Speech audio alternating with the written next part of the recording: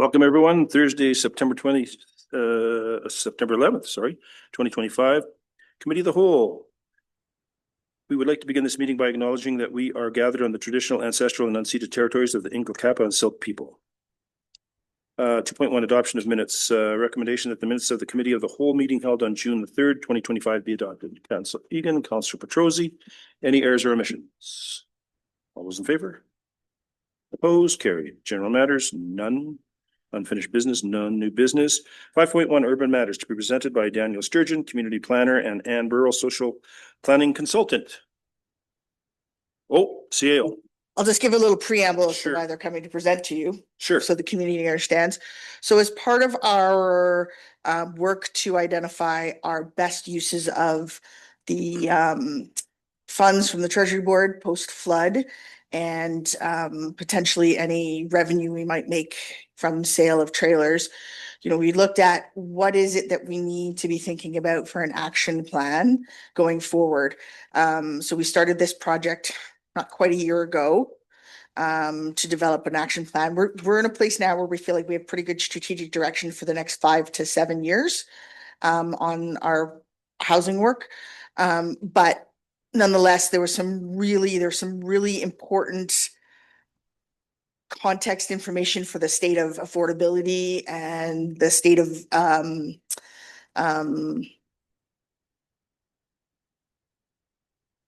the volume of housing that's available or the inventory of housing that's available versus the needs, specifically around, again, affordability, but also appropriate housing type that Urban Matters has able to pull together for us in a very good presentation and report. So we're going to ask Daniel and Ann to come on up and give us some slightly uncomfortable information. Well, there you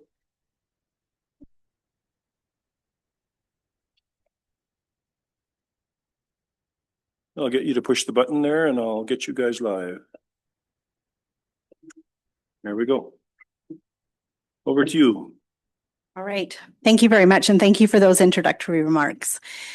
So we have quite a lengthy presentation. We're going to try to move through it relatively quickly so we have lots of time for questions and discussion at the end. But maybe just to continue to sort of set the stage a little bit, we were engaged to support the city around the Strategic Housing Action Plan. And the first phase of that is really to understand where are you at as a community, where do you need to be, and how. And then the second phase is really around how do you get there. And so really trying to understand not only the housing stock pre-flood, but also post-flood. And so we've been working on some data, gathering some data for that purpose. You have control of the slides, or is that next slide, please? Introduce ourselves. Ann, I'll let you go first. Sure. So I'm Ann Burrell. I work out of our Kamloops office. I'm a social planning consultant.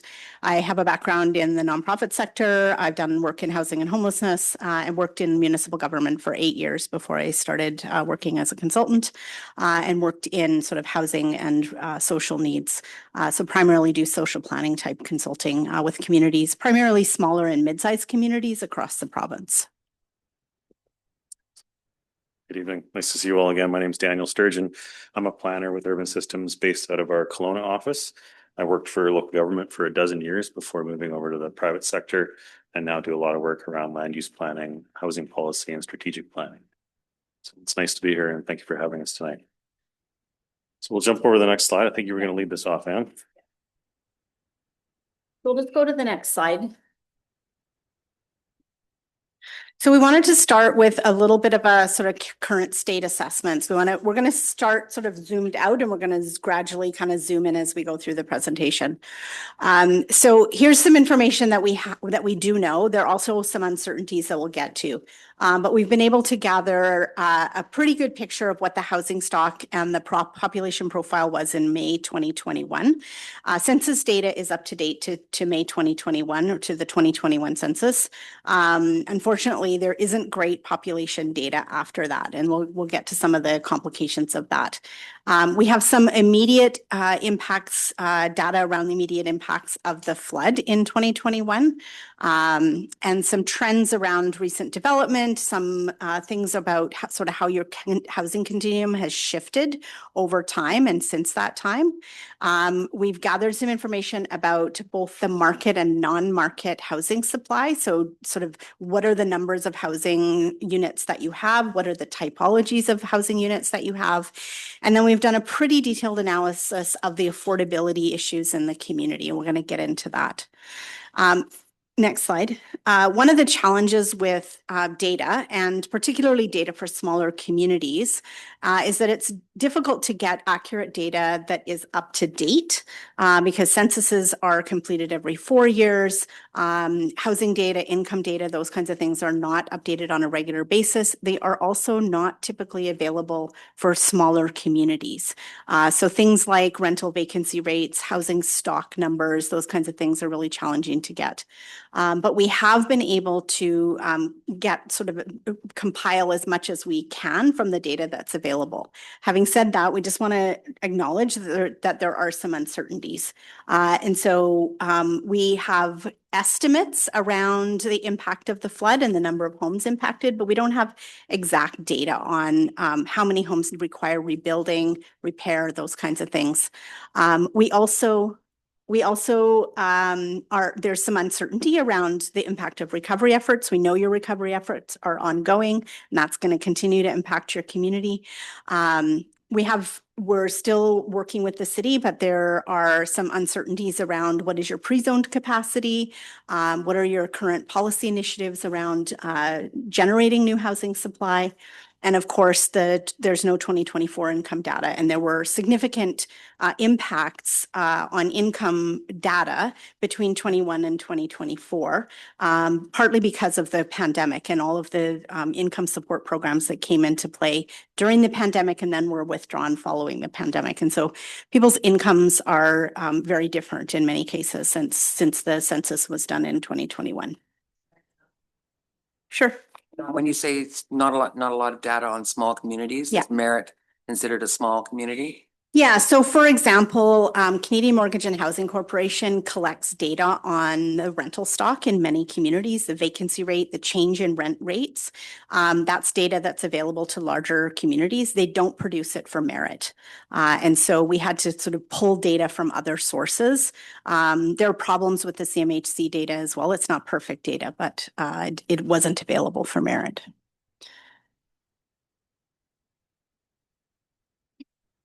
So it's, going back to that first slide, one of the things that was written on there is this notion of where are you? And when you're wanting to understand housing and plan for housing, the thing that's really important is a needs-based approach. And you're going to be familiar with this terminology from housing needs reports, right? So the need is understanding the data in the community. And so that data tells you how much people make, what their living situations are, how many people are in the households, and what their lifestyle situation is that dictates that need. And so, I mean, we're already getting into the details here, and it's in the big font on the screen there.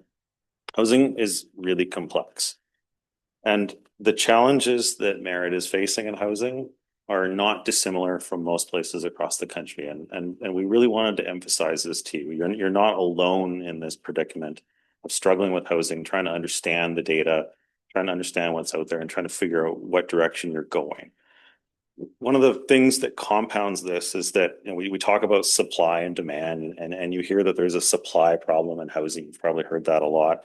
That's not the only challenge right now. The issue is that the private market will not solve housing challenges anymore. The way we've done housing in the past won't work in the future to meet these needs.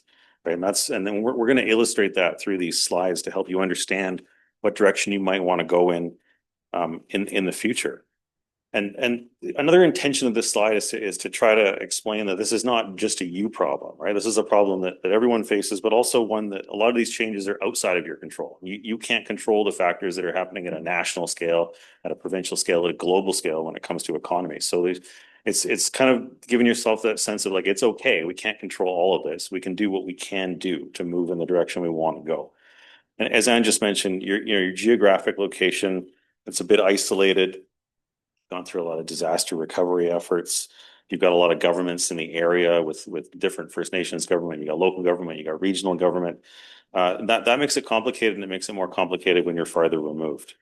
And the recovery efforts that you've gone through recently are going to make this even more challenging. So we just wanted to contextualize the rest of the presentation with that. So next slide, please. So we wanted to just sort of frame, we wanted to frame housing as a component of a thriving community. So housing isn't just about where people live. It's not just about keeping people housed, right? Housing connects to all parts of developing a healthy community, whether it's economic development, growth, being a retirement community. Those kinds of things are really important. And so housing is important in terms of having stable housing for your population, but it also affects things like education and health, sense of belonging, sense of safety, access to employment. If people don't have stable housing, then all of those other things get disrupted. It's very hard to attract people to your community for employment if you don't have housing that they can afford or that's suitable for the types of people that are coming to your community. Kids are going to do better in school if they have stable housing. People's health is better if they have stable housing because it reduces stress, it reduces impacts on mental health. It helps people access healthcare. And having safe and stable housing, is just sort of a core critical need that people have generally. And so, when we talked with you as council members, we interviewed all of the council members, and we really heard that you obviously care a lot about your community. Being on council is not sort of a job for people who are looking for glory, as you know. It's all of you are here because you care about your community, you love your community, you want to contribute, and you want to make a difference. And we also heard that there's a lot of uncertainty about what is your role as local government in housing. You juggle a lot of different things at this table and in your roles.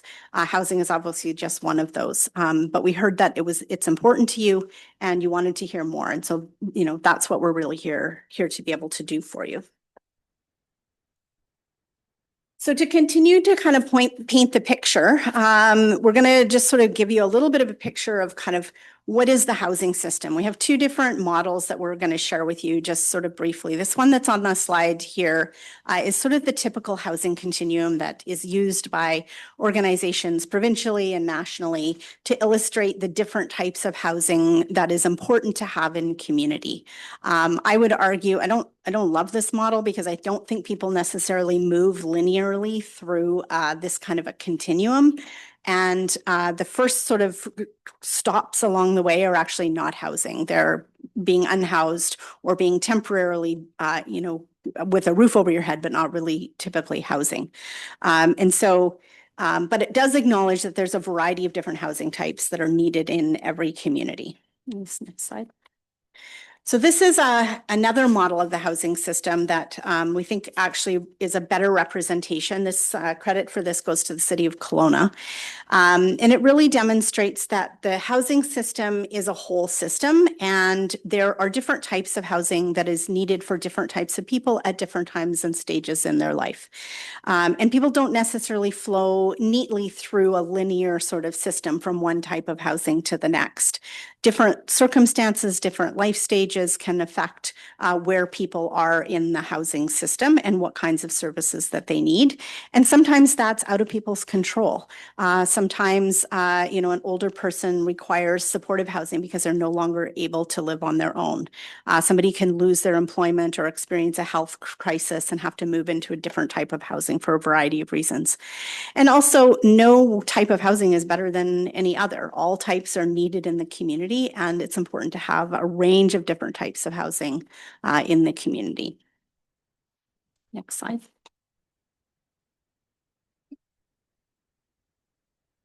So we wanted to go through, next slide, please. We wanted to go through a basic snapshot of some of the statistics of housing and Merritt from just to strictly by the numbers in terms of total housing stock, and then move into some deeper analysis of that. So this is Just a breakdown simply of typologies of housing in the community going back to 2023 was the most recent data we pulled from BC Assessment to just give you a breakdown of how many different types of different typologies you have. So mostly single detached in 60%. And then as you move down, you've got 7% of your single detached houses have suites in them. That's probably an undercount. There's probably a lot more suites that aren't licensed. So in reality, that number is a little bit higher as it is in most communities. Row housing, you're at 11%. So row housing is your kind of townhouse type model. Apartment at 4%, but you can see going back to 2020, you've seen a big jump in that. So there's changes happening. And then we've got the other types of housing lumped into those last two categories. So you're sitting at about 3,100 housing units right now total for the community, and that represents just under 2 people per household, which is fairly standard for across the province and in smaller towns and in areas outside the Lower Mainland where number of people per house is usually a bit lower. Next slide, please. So in terms of the people who own and rent those houses in Merritt, 27% of people, this is based on 2021 census data. So we're coming up to a new census next year. So we just want to flag that. We're almost 5 years out of date. But this is the most, as Anne said, this is the most recent we have. 27% of people here rent, 73% own. What's often not separated when we talk about housing and we talk about where people live and how they live is the differences in income between owners and renters. And when the census reports out on what's called the census profile, it's all the basic statistics that you'll see about Merritt. You will see the median total income of all households. So median is important. We don't use that, or we use that instead of average because it gives you a sense of where you are directly in the middle. There's exactly the same amount of people below as there are above when you work with median numbers. It's more representative than using average. And so often that median renter income is left out. So we wanted to highlight that here, very similar to a lot of everywhere else, the renter income is significantly lower. So the median rental income in Merritt in 2020, there's a bit of a typo on that slide there, I apologize. The census reports out on the previous year's income data. The median income in 2020 in Merritt for a renter household was $46,000 before tax. Right, so half of all renter households make less than that. Half of all renter households make more than that. The median total income of all households, so we weren't able to pull the data for just owners, so this represents all households, is $70,000. So if you were to pull just ownership households out of that, it would probably be closer to $80,000. So that's a $35,000 a year gap between those two households in terms of income. And this has many implications on the ability to afford rents, as we're going to get into farther on in the presentation. Next slide, please. Thank you. So there's a lot of numbers on here. I'm not going to go through these numbers in detail. I just want to talk about the importance of housing needs reports and what this means to the community. So you're going to be familiar with this from receiving a report about this time last year that was done through the TNRD. Again, looking at 2021 census data, this doesn't include any of the flood impacts. It was the data reflects time before that. And it also doesn't impact long-term economic impacts of the pandemic, population shifts, people moving in and out of the community since then. And so there's a bit of an understatement of need here because of the loss of rental units, the loss of housing that happened in that flood. What we want to highlight here is the total new units over the next 5 years. So 471 was the projection. And the total units over 20 years is 1325. And the different categories that go with this in relation to the wheelhouse that we talked about at the beginning of the presentation. Interim housing needs reports, my apologies, are a little bit misunderstood is what I'm finding in my travels and talking and presenting about this a lot, in that there's a sense that the government's telling us to build these types of housing. They're not telling you to build these types of housing. They're telling you to plan for different types of housing. And they're telling you, look at these categories and what the numbers are discretely in each of them to understand what that need is, right? And that's again going back to that needs-based approach to housing. And this is intended to inform your land use planning, intended to inform your policy planning, your strategic planning, the statements you put in your OCP about what types of housing we're going to build, where we're going to build it, and how we're going to go about it. This here does not replace the more in-depth kind of work that we've done where we talk to the community, we really dig into the details. This is a standardized approach that the province has pushed down on municipalities to basically take that number at the bottom, 1,325 units, and take account of that in your long-term growth projections over the next 20 years and start thinking about these different types of these different types of housing that they've got here and what we presented in the wheelhouse. So we just wanted to sort of clarify where this sits and everything else we're talking about. Next slide, please. I mentioned housing loss there for a moment. So we did look into these details just to put this in context of some of the more recent impacts in the community and the intention of the funding behind a lot of this work. So a couple different data sources here. We'll move quickly through this. 42% of the buildings in your flood zone were flagged as restricted use or unsafe. So that was 323 housing units back in 2021. As of November 2023, that was the most recent data that was available. There was still 30 to 40 houses that were not rebuilt. So that data came from the city. Through our engagement that we did with the community, we heard from 74 individuals who said that they were living in flood impacted housing that's either partially repaired or that's damaged and unsafe. So that's reflecting there's a loss of housing completely here, and then there's a loss of adequate housing, which is important to acknowledge. So next slide, please.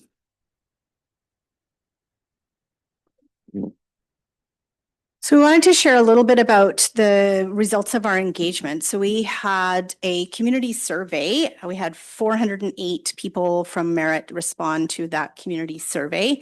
And then we also held a number of focus groups with residents and service providers in the community to try to learn sort of what is the experience since the flood and how is housing being impacted.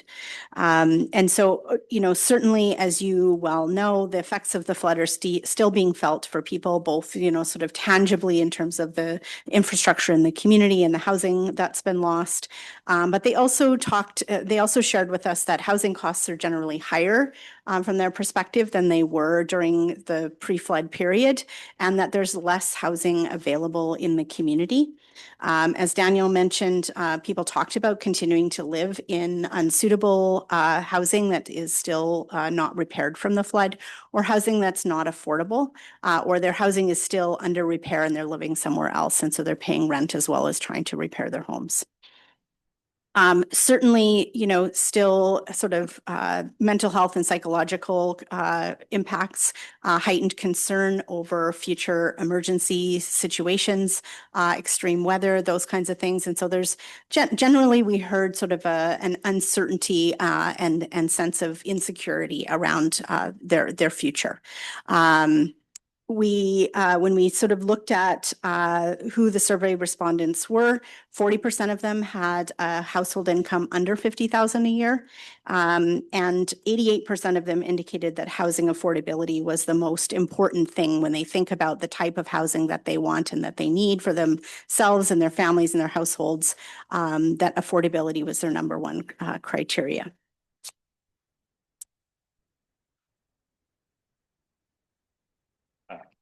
So the lines you see on the graph there, the blue one represents housing costs in Merritt, and the orange one represents household income.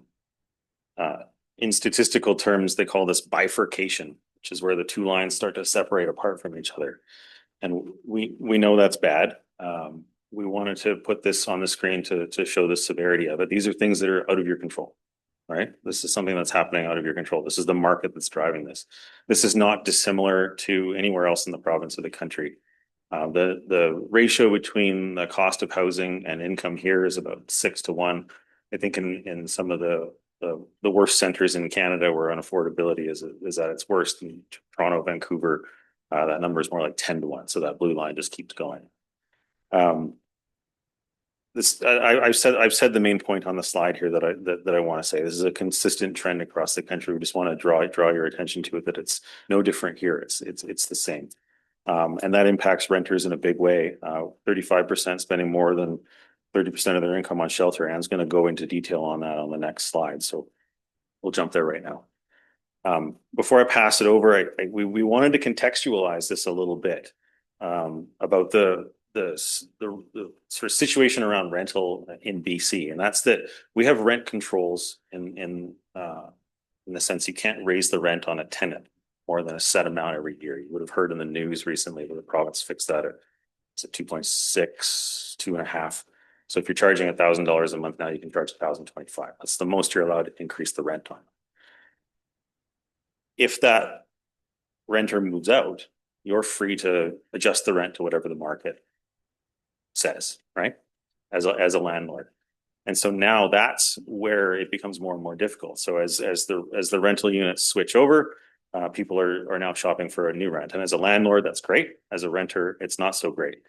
When we're talking about households that are making in the $40,000 range, and we're talking about a threshold of affordable rent being no more than 30% of pre-tax, there's not much left. There's not much left to buy groceries. There's not much left to buy a car, to go on holidays, to send your kids to lessons for whatever it might be. So we wanted to break this down.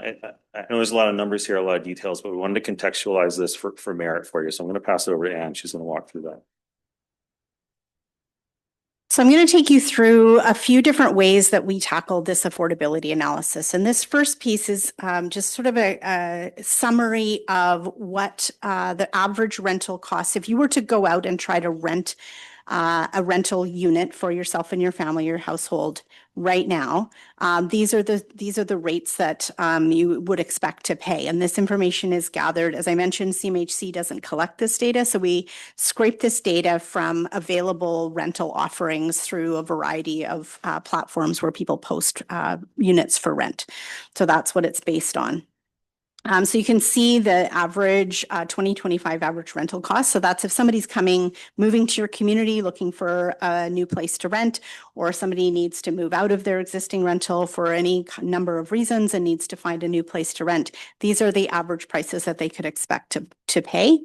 And with that 30% threshold around affordability, the second sort of line there is what you would need, what your income would need to be to afford one of those units. So your pre-tax income so that you're not paying more than 30% of your income for rent.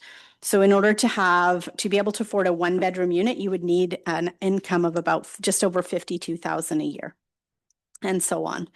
And then we looked at what are the sort of income rates of different renters and who could afford those units.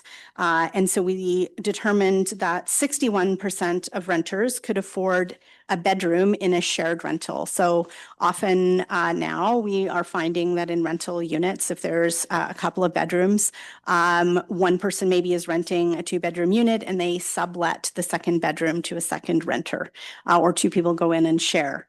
So about 61% of renters could afford that.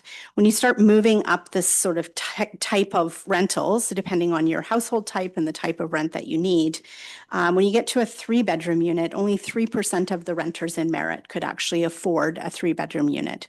And we're going to dig into that in a little bit more detail. The other thing to point out, sorry, just before you go to the next slide, is that based on the median income for renters, only 50% of renter households could afford a 1-bedroom unit. And obviously those renters have a variety of different family makeups or household types. So that includes single people, single parents with maybe 3 children, couples, senior couples, and so on. And only 27% could afford a 2-bedroom. So if you're a parent or a couple with 3 children, all your kids are going to be in the second bedroom together. And only 27% of renters could afford that 2-bedroom.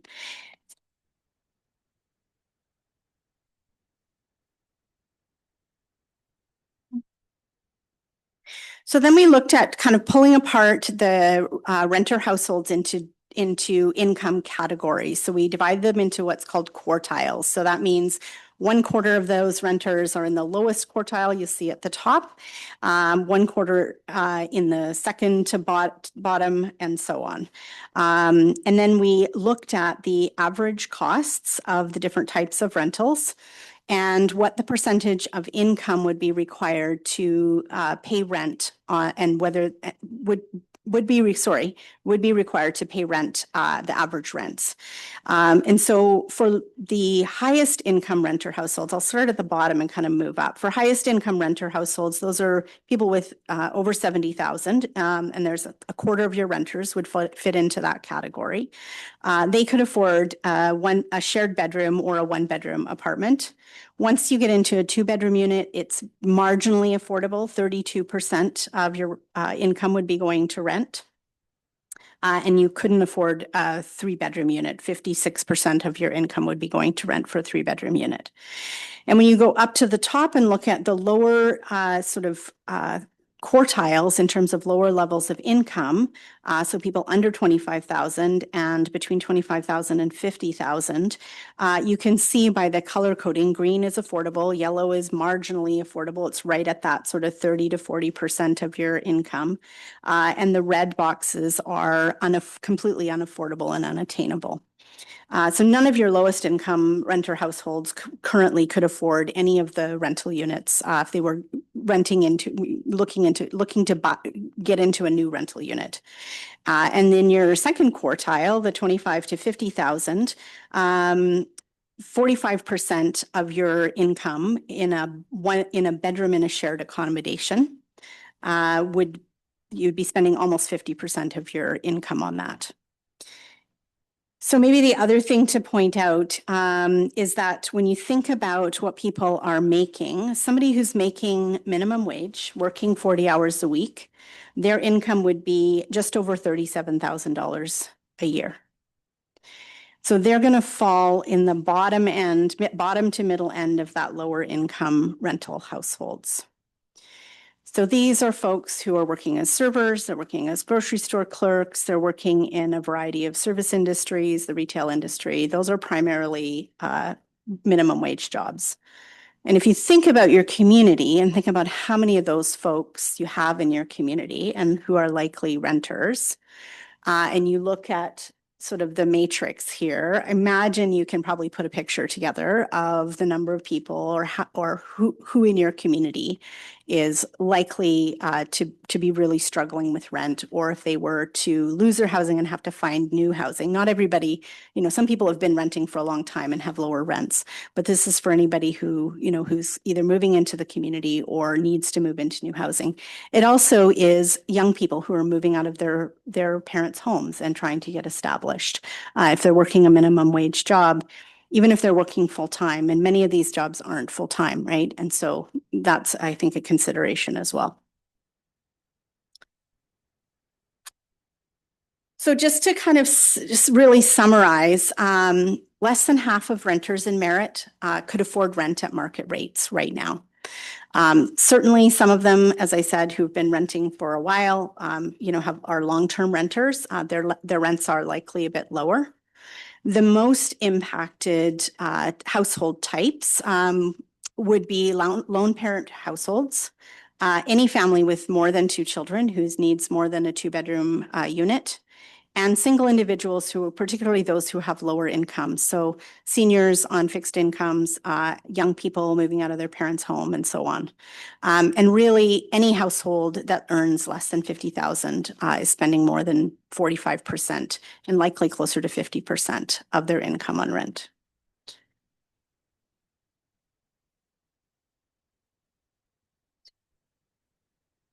So in order to illustrate this a little bit, we just put a few affordability profiles together, and we're just going to share one of these with you, just as an example. So this is a couple who have 3 children.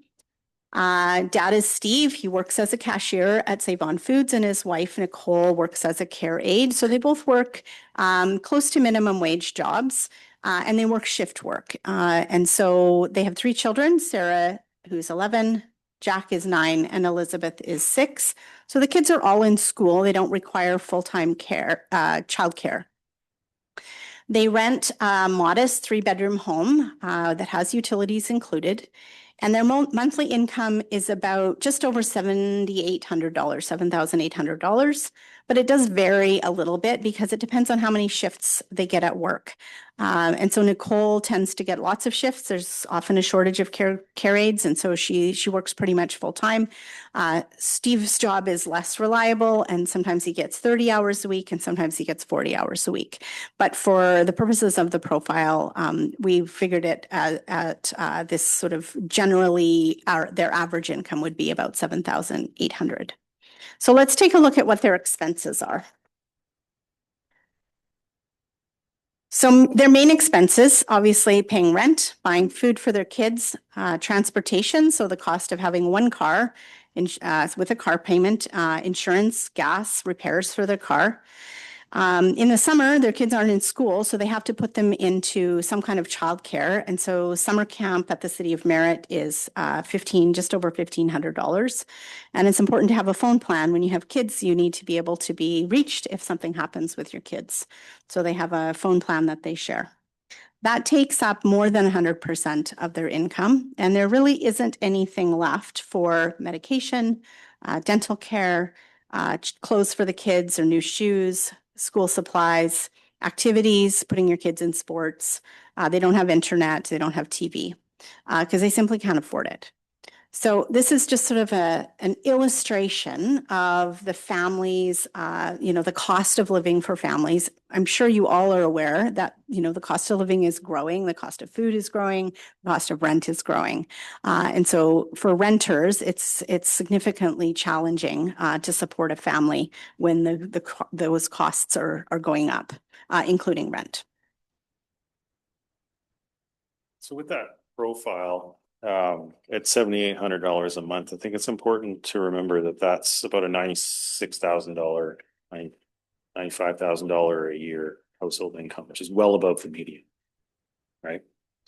And two full-time working parents. So we wanted to paint this picture. I know it's a bit doom and gloom, but we wanted to illustrate the reality of how households are what they're facing in Merritt. And the precariousness that this can create for a situation where if someone's in a place where they've lived a long time that's totally unsuitable, but it's cheap, that they don't move. They stay in a place that they shouldn't be living in, right? But we're going to try to lift it up here. Merritt, the housing here is a reflection of what you see in a lot of small towns around the province. Historically, it's been driven by private market developers coming in, doing what they do best, and delivering housing in the community. And as I said at the beginning of the presentation, that model is going to struggle to provide the type of housing that we need across the country. Okay. And what we're trying to illustrate here is that you have lots of housing, but you don't have enough of the type of housing that's going to be needed. And the focus on single family homes that has been the historical pattern here and in most places are going to continue to be unaffordable to new people moving here, children that are teenagers, 20 somethings that want to move out of their parents' houses, and the jobs that you need to attract to support your industry and your community. And as we've illustrated, rental housing is particularly unaffordable for those low and middle income renters. And the need for that is below market rental housing, whether that's rent controls with subsidies or rent geared to income. But there's in some way there is additional money coming in from somewhere to subsidize that additional rent to pay for the cost of housing. So next slide, please. This is a long-term problem for everyone who's facing this challenge, and there's no quick solution. So we're not standing here to give you this overview with say oh my goodness. This is just the way it is, and you take steps and you move forward and you make plans to address it, and everyone's doing the same thing.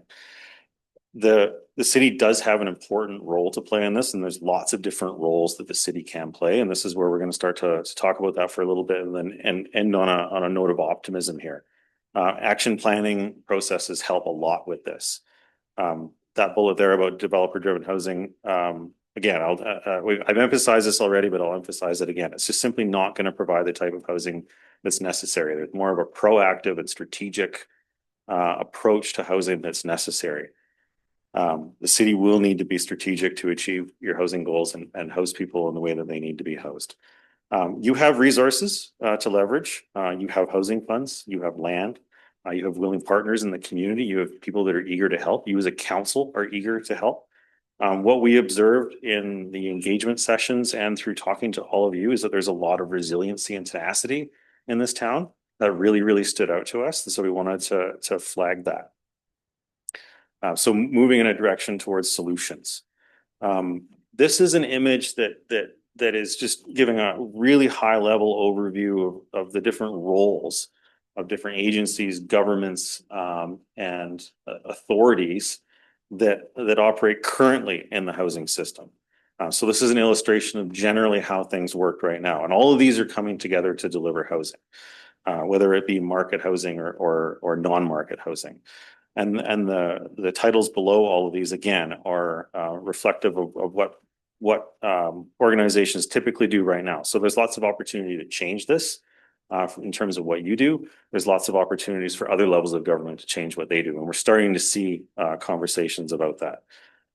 There's often this word of downloading thrown around in the province, and the roles are changing, right? There is no mandate for any one level of government to be responsible for housing. It's already a shared issue. We're shifting away from a historical pattern because of increasing complexity in this system. Our previous ways aren't working, and this is forcing a redesign. And as I said before, it's happening everywhere. It's going to require multiple partners. So it's not City of Merritt going at it alone. It's you with other partners sitting down and talking about it and looking at solutions and changing the nature of these roles as we move into the future. So on the next slide, please. Thank you. So on the right-hand side of the screen is the same text that we started off with. And so this presentation has been, where are you? And to a certain extent, where do you need to be in the sense of, what types of affordability levels are needed in the community? And what's next is, how will you get there and who will do it? So that's your action planning process. And so in terms of some of those things, I've listed them on the screen. We've listed them on the screen. I don't normally present with someone standing beside me. We've listed them on the screen in terms of some of the opportunities that exist for you. These are some things we see in other communities. This is a list that we thought is appropriate here. So there's lots of conversations that can happen around this. But I think what we want to emphasize is the need to be strategic in terms of sitting down and thinking about what the needs are and where you want to go, how you want to spend that money, and what you want Merritt to look like in the future in terms of all of those different components of the community, the needs of the whole community. There's lots of different roles that you can play as a government. There's opportunities around governance. So the idea that you can be a convener, you're integrating these different roles across these different organizations, you're facilitating conversations across multiple service areas. There's the idea that you can take direct action through your policies, through investment if you decide to. There's a role for collaboration, advocacy. I don't know if any of you are going to UBCM. There's a role right there. And then there's an important role in terms of monitoring. And so it's often cities that take on the role of holding all of this data and keeping track of what's going on, so that you can take that informed needs-based approach. And that's part of that strategy. So that's it for us, and we will leave it there, and we're happy to answer your questions. And thanks again for having us here. Thank you. Can I get you to go back to the slide that shows the roles in addressing housing challenges? Yep, go back. That one. So question that I have there, let's break down a couple of things. Partners, nonprofit sectors, First Nations, private developers, financial institution, community champions. Partners usually will move ahead with you as long as it's what they want. They're not willing to compromise with you. We want this for transitional housing. We don't necessarily want transitional housing. We want housing that people can afford that are working. You also have health authorities. Health authorities right now can't even keep their own hospitals open. So that one's out. So there's no help there. Local government, we do what we can. Provincial government, they bring in a lot of rules, but then they cut you off at the feet. So the provincial government has brought in, let's make things easier to build. Let's leave in the 5-step code system, which adds $50,000 to every home, every step you take. Why leave it in there? If you're trying to build homes where people can afford, why put another $250,000 as you move forward on a home? So again, provincial government, no help there. Federal government, no help there. Why don't we have the very first home that I bought it on a homeowner grant. They paid 5%, I paid 5%. That's how I got into my first home. My daughter at her age now has to come up with 25% of a down payment on a house that's $436,000. That's $85,000. Not too many 36-year-old kids can come up with $85,000 to buy a home. So we talk about these situations, but we're not getting any help.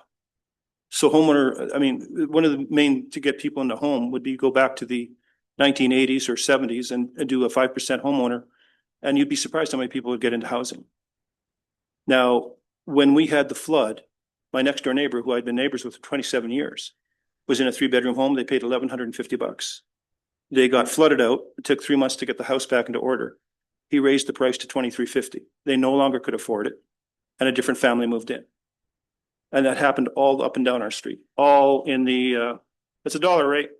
And that happened all up and down the street. We saw renovictions all over the place.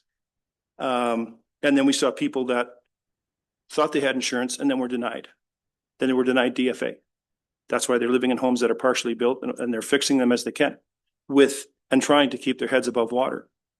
So there's a lot of things that are going on here that as a city, we're trying to work on and help with. But there's a lot of, especially after a community that has been hit with a flood or a fire ravage, like look at Lillooet or Lytton. I mean, the houses in Lytton, the mayor that I sit with, the mayor of Lytton, her house was about a $300,000 house, but being rebuilt was close to $1 million by the time it was done. People can't afford these things, but this is the way it is now. So the market situation is, I mean, you tell me how a house in Georgia with 60 acres, 5 bedrooms, 5 bathrooms, is $900,000 with $65 a year for city taxes. So these states are doing it. How come we're not in Canada? These are questions that we have to start talking to, because the point of the matter here is that we're allowing the same people to control markets over and over and over again. When I bought my house, I paid $110,000 for it. Today it's worth $450,000. All I've done is cut the grass and paint it. How does that work? How does that even equate? It's not worth $450,000, not even close. But that's what the market says it's worth. And this is what we pay. And as long as we keep doing this, this situation will continue. What we need a comprehensive review right across the country. I mean, my daughter lives in an apartment, pays $1,200 for a 2-bedroom, and one person controls the heat for everybody else. So if it's cold if they have a hot heat problem in December, she freezes to death, or she boils in the summer. The rentals board won't step in. None of that happens. People get their rent, they're off-site. They don't care about anybody in there. So these are the issues that we see in the community. I mean, these studies are great. I'm glad we have them, but there's other realities that dictate into them. Anyways, that's my 3 cents. Hold on a second. Oh, hold on.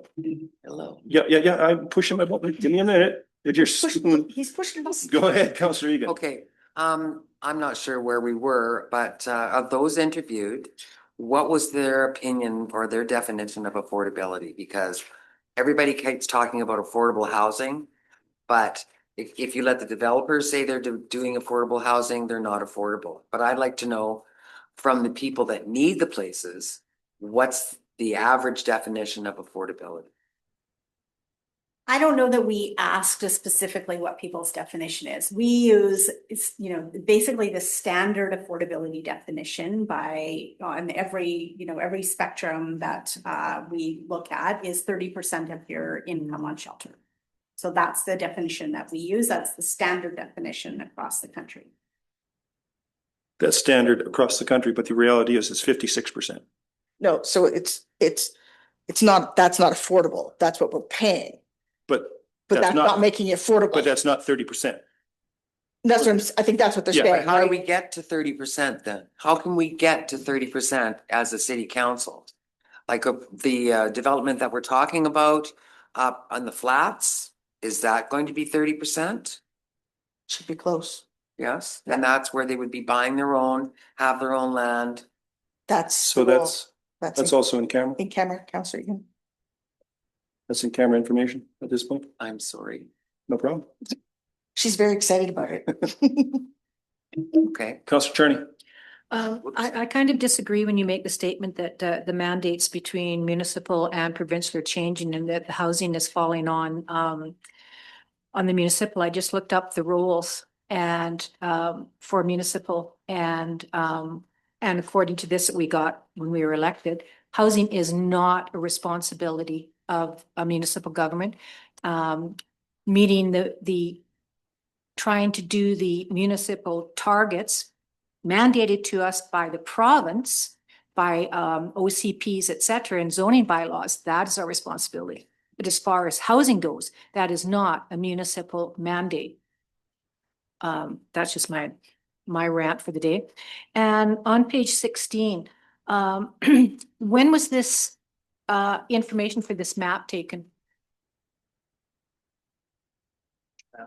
Flood housing loss estimates. That would have been done immediately following the flood, is my understanding. That's the most recent one. This is the most recent as Yep. of what date? I would, No dates on. there's no dates, but that is, so when, correct me if I'm wrong, CEO, but when we do a presentation, that is now the new flood zone area? So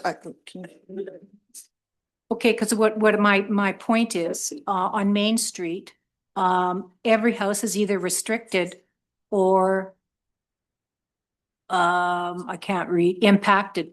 Yep, that, Red, yeah. Yep. Red. so that would be page 16. But none of the houses on Main Street are restricted. no, some of the, so And none of them are impacted. That is, are considered our new flood zone. that is, Oh, none of them are impacted. None of them are restricted. Not one house is restricted that, on Main Street. I'm So just. what's the definition of restricted? I'm just checking, can you have, people may have taken down the signage, so you may not be 100% aware, and I know you, that's the street you live on, so maybe you are. But don't forget, some people are living in houses and taking down the signage and are living in houses they shouldn't be living in right now. So remember when you came home, you had either the yellow, the green, or the red. Well, I know that was in Okay. 2021, but you're saying this is 2024. Yeah. There is no one on that street that is restricted. Everyone is living back the way they were before the flood. Okay. This is just the data that we seem to have. Yeah, okay, then what Yeah, I'm just we'll- saying we'll that clarify. I wonder about the validity of it because I personally know that street, that information is correct. So I don't know about all the other information. Mhm. That's mine. Councilor Richard. Thank you for the information, and I think it's just a good overview that where we're going, it's finding that people are having a hard time just affording to live anywhere in anything. I know that a lot of the mobile home parks that were lower cost right near the river were destroyed, and so of course that's a concern, and then with new tenants come the availability to increase rental prices, so I see it as a struggle, but in the end, cite the last piece that you had about working with First Nation government and other authorities. Do you have suggestions of people willing to work with municipalities? Because sometimes that's the challenge of people wanting to come to the table to build something that's affordable. Because in 2019, I think it was, when the Olympic Villas had originally come to our council, originally they were asking for a variance to have 19 low-cost units added. They wanted to have 95 units and they wanted to have 76 regular market rate. Well, that lot was already only designed for 75 and they wanted us to reduce parking, which at that time we didn't have reduced parking and we were concerned with the amount of parking for the lot. Well, things have changed with parking since, but then that was a struggle. So I think as a city, we're trying to be cautious. We want to be helpful, even though it's not our mandate, like Councillor Charney is correct. That may not be our main focus, but I think as concerned citizens, we want to help people in the community. It's just sometimes it's a concern because we did go to help this other development in the past and it came with some bumps in the road and took a long time to be built. So I think that's where a lot of people would be concerned with entering into partnerships because in the past we had problems. I was on that council group. I see a member in the gallery that happens to be with TNV. She's here. She remembers as well. We were told some things and then things changed as well. So do you have any suggestions? This goes back to, I'll jump in and Yes.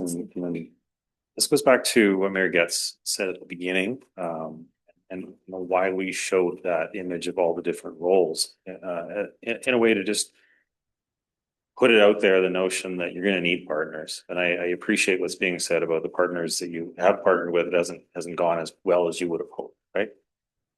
That happens, right? And I'm sorry about that. There's the notes I have here from your question and the others is that it's complex. I said that at the beginning, right? We don't have all the answers for you, right? And we can't give them to you tonight. No. Right? This takes time, right? And I think understanding that you're going to make small gains, little bit by little bit by little bit over multiple council terms, right?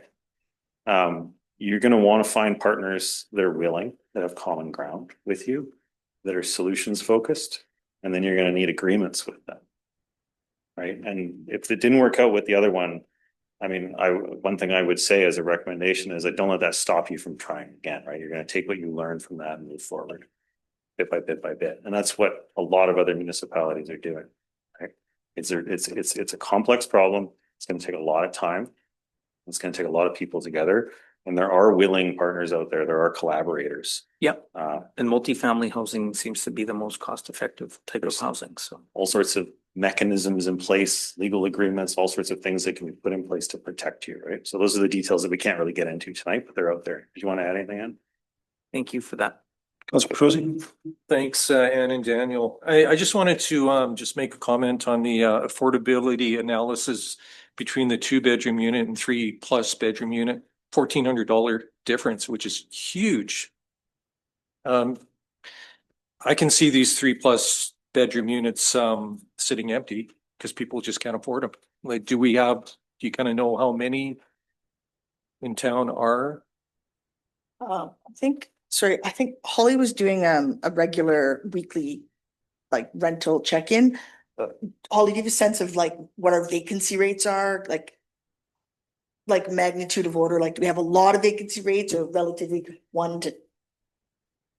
Okay, we'll get back to you on that. Right. It's just when we bought our house in 2013, our mortgage was $1,100 a month for a 3+, with ensuite. And then I'm looking at a rental for 3 times that amount. It's just crazy. You're probably seeing in the data. So we scraped those numbers off of, I can't remember our exact sources where we got them, but wherever rentals are listed in town, you're probably seeing the cost of renting a full house. It's my guess that you don't have a lot of 3-bedroom apartments. Right. Yeah. Rare to begin with already. Yeah. The other challenge in response to your question is that there is no universal place where all rental buildings or units are kept in terms of how many rental units do we have. There's no inventory. Right. So, I mean, I for a period worked for the city of Kelowna. They took it upon themselves to do a rental inventory. It took 2 years for them to build all that data. And now they keep it, they maintain it, they monitor it. And the hope is that one day they can put that on a website as here's all the rental buildings if you're moving to our community and you want to find a place to live. So, I mean, there's like another solution, right? But also flag of like the limitations that we're all working with. And gap that we need to get there. Thank you. So, and Daniel, I don't want you to think that if I'm chewing on you, it's because I think I have all the answers. But one of the other things that I need to say as well is that in my area, my area is older. A lot of the homes were built 50s, 40s, 30s. A lot of people that were living there and renting, but they had no house insurance because it was either feed your family or insure your house. They couldn't do both. So the flood came, wiped them out, no insurance. None. First question on DFA is, did you have insurance? No. Why not? I couldn't afford it. Well, that doesn't mean anything. You're disqualified. So we took that to the ombudsman because we felt that is something that is completely unfair. And that's what we have seen a lot of through this whole thing is that the ugliness of what happened. We had insurance companies go broke 2 days after because they just simply did not want to deal with it. And that happened as well. People were left holding the bag. And in my neighborhood alone, 7 houses were dropped That's 7 houses and one of them was an apartment. And that was a lot of people that were displaced out of our end of the world. And it changed the neighborhood. It really did. One of the things that the flood did do was bring my street closer together. People that I had been living close to for 15 to 20 years, I didn't even know who they were. But as we worked together, we all got to know each other. But still, those houses were never replaced. They're just an open lot now. So the flood was some things that were an issue. But we know that, one of the things that with federal government, and it's one of the things that we're making a last push to the federal government for our last 30% funding on the dike this fall. I'm hoping to deliver it personally to the Prime Minister, but one of the things that we need back, and I'm asking Frank Caputo, our MLA, to do a private members bill on returning to first homeowner loans. I think it's where we need to be, and I think council agrees the same thing. We can't ask kids in their 30s to come up with $85,000 to buy a home. It's not going to work, and you've got to end this cycle, and it's doable with all levels of government working together. As a municipality, we can only do so much. We see the need, and it's our job to push that need onto our MLA and then our MP and then Ottawa and beyond. But it's doable. And as a council, we're going to be doing whatever we can. So I'm hoping that Mr. Caputo will bring that private members bill as they sit, and we can get back to a situation where people can actually maybe afford to get a home. I've also sat on the Climate Control Committee. I testified in the House of Commons in May in 2022. And I would like universal insurance, $10 universal insurance for everyone. Now let's do the math there. 40 million people paying $10 a month. That's more than enough to cover the entire country for basic insurance, water, and it can be done. The Insurance Corporation of Canada agreed, and they agree that that should happen. So that's another thing we'll continue to push forward for. 2 things that need to happen: the availability for kids to buy homes and insurance for all of us. Without that, a house is your biggest cost besides a car. It's your biggest investment and always will be. And, insurance has to be there to take care of that, and it's doable. And it's up to us and up to make sure that happens by pushing the next level of government to help us get there. And that's what we're doing. So, but I appreciate all of this information. CEO? So if I can just summarize and thank Daniel and Ann. I mean, we brought this forward to you because, one, it is a super complex issue. I do a lot of reading on professional sites, and nobody has an answer. Daniel's comment that development, market-based development is not the answer. Even if you can get that 5% down payment, you still can't afford, you wouldn't qualify for a mortgage, right? Because your mortgage would be so high. And if your salary is only $70,000 per year for your household, and you're buying a $500,000 house because that's the market rate for a house, But here's the you thing. still can't afford the mortgage anymore. Here's the thing, Cynthia. When we bought our first place, it was a mobile home because I knew I couldn't afford a $500,000 Yeah. home. I knew I could afford a $15,000 trailer, Mhm. and I gauged my costs there. And then we levered that into a house 5 years later. Yeah, and I think what the difference is that there are fewer of those options and more things. The industry has built things that will make them money, right? So there are more houses or rental units or apartments or condos that will make a developer money than there are ones that people actually can get into. Mhm. So I think about some of the developments in town, a set of row houses in an older part of town, new row houses near our industrial area, over $500,000 per each of those units. Mhm. With no backyard, so that's what we're seeing, and that's not something we can afford. So when we picture the people in our community, just as they said, every other community is experiencing this. There's nowhere, they're talking about the crash of the Toronto condo market and the crash of the Vancouver condo market. Units are sitting empty because developers are building things we can't get people into. However, we can have council be strongly advocating for changes in how housing happens. When we go from, a curve of this increase for your salaries and a curve of this increase for your housing costs, you can't do that. Like, how do you, there was less of a gap when I bought my first house, when you bought your first house, and now the gap is growing and growing, and our children, we have to buy bigger houses, Council Olgan, so our children can live in our house forever because they're never going to be able to afford their own house, right? You've got five that will be living in your house forever at this point, right? It's one that already is, because probably can't afford it, and you're, like you're saying with your daughter. And so we just really wanted to bring to the community, because I know you guys have heard this a lot, to the community, some of this actual data that rentals in our community are not affordable, purchases in our community are not affordable for many of our community members. Not all of our community members, but many of our community members, our most vulnerable community members. Our newcomers in particular, our young families, our single parent families, our, high school graduates who are unable to get a position beyond a minimum wage position, who don't have trades training or a college or university education, right? These are the people that cannot afford housing. And if 30% of, when we see that, not minus 88 dollars a month for that family, imagine having children and never being able to give them the opportunity to participate in activities, never being able to give them the opportunity to see some part of the country, never being able to drive to Vancouver to see the coast because you simply can't afford fuel. It's a pretty, and I would say we're probably pretty affordable, right? I can't afford to live in Vancouver. So we're still more affordable than most places in this part of the province. And our community is struggling. Imagine what the rest of them are feeling. But this council seems to have bought in to, we have a role we can play because we have some resources right now to do that. And we can continue to work on advocacy to get higher levels of government instead of just setting policy. Get us the resources we need. Don't make us compete for grants. Just give us the resources we need so we can get the work done. Because they're not doing it, so we have to. The other aspect I think that's missing a little bit is these days we're seeing a lot of single seniors in motorhomes, travel trailers. Why are we seeing that? A lot of husbands and wives live long-term. Husband passes away.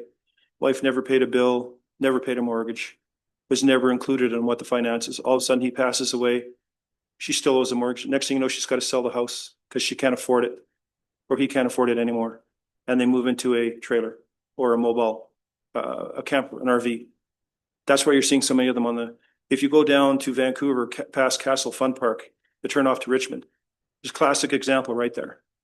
Every single one of those people in there is a senior, almost, because it didn't work for them as they got into being seniors. The jobs that they had didn't pay enough for a pension. CPP only covers so much and you make so much in your lifetime. If you don't make that grade, you get like $150. So we see that a lot. We had an elderly lady living in a camper here for almost a year. We didn't bother her because she was just trying to survive, but she would be parked in a park on the side of the road in somebody's driveway. She just was trying to make ends meet. And this is where we're at these days. That never used to happen when I was a kid. Never happened. But the housing, I mean, housing, when I bought my house at 110,000, I thought I was losing my mind. Now it's a bargain. It's a friggin' bargain, but it's because we accept it. Anyway, that's my rant. Any other questions, council? Thank you very much for all the work you've done and look forward to more and your guidance as we move forward. So thank you very much. Appreciate it. Council, we have 5.2 Economic Development Marketing Plan by Unfussy Brands. We have three recommendations. Well, we have one recommendation. The recommendation covers all three. Recommendation that the Committee of the Whole forward this marketing strategy to Council for approval. That the Committee of the Whole recommends Council approve 130,000 budget to extend current strategic economic development marketing plan project to include execution, and that Committee of the Whole recommends Council approve 50,000 in the 2026 budget for media ad purchases. Councillor Petrosi, Councillor Ogan, questions on this? Yes, please. Yes, okay. So we have Unfussy Marketing, who was the successful proponent in our RFP to help us develop an economic development marketing plan. This plan was funded by grant dollars. At this time, there was no city monies that have gone into it. It was grants that were aged and that we had to repurpose. It's focusing specifically on attracting industry, commercial, light industrial, heavy industrial, whatever the case may be, industry and not visitors, sorry, new residents to the community.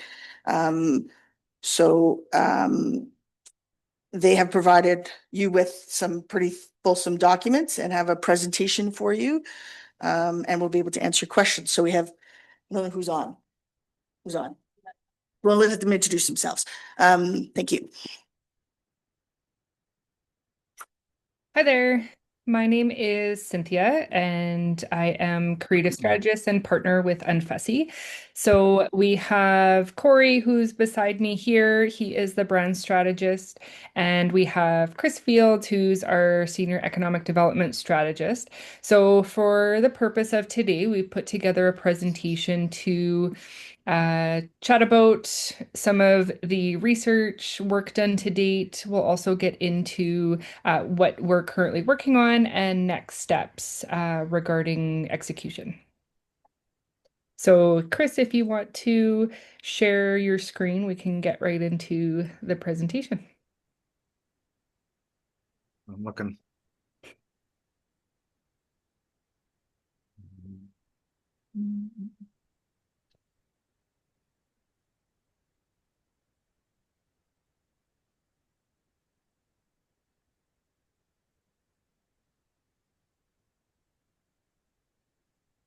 Geez, Chris, If you've only had 2 hours. Yeah, I'm sorry.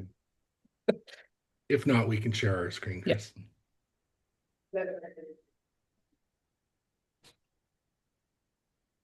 Okay. All right.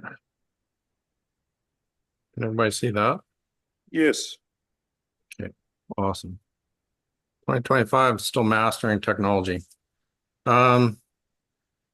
Just by way of background, I've been working in economic development for 33 years. I've worked with 200 communities from Ontario to the north tip of Vancouver Island. Thanks for the opportunity to work with Merritt. The conversation today will relate to what's going on in Metro Vancouver, where I've worked with City of Maple Ridge and Langley City on their economic development strategy. So I'm quite familiar with the dynamic in Vancouver. So let's move forward. We'll move forward fairly quickly and leave enough time for questions. You do have an economic development strategy.